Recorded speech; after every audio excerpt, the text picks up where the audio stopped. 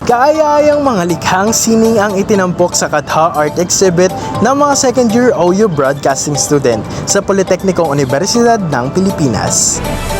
Mga painting, photography at ng agaw pansin na likhang sining na kasing laki ng tao. Pinangalanan itong Mayari. Dinayo ito ng iba't ibang estudyante, profesor at mga personals. Maging sa social media ay patok ang likhang sining na Mayari.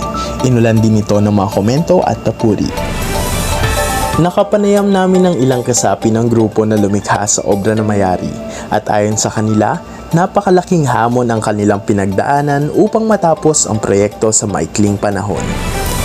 I think isa sa pinaka nakapag-standout kay Mayari during the event is yung 3D siya. So kumbaga, isa siyang artwork pero in human size, in human form. Yung inspiration behind that ay isa siyang goddess of the moon.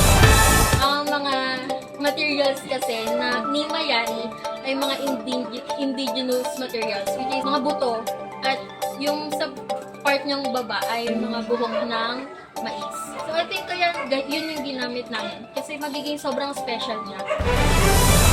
Nahingan din namin ng komento si Professor Rona Manansala na isa sa mga dumalo sa art exhibit. Siya ay isang pintor at kamag-anak ng kilalang national artist na si Vicente S. Manansala. Ayon sa profesor, hinangaan niya ang taong nakaisip ng sining na Mayari dahil ito ay kakaiba. Bukod pa riyan, binanggit niya rin na ang tiyaga ng mga estudyante sa paggamit ng ganitong klaseng materyales.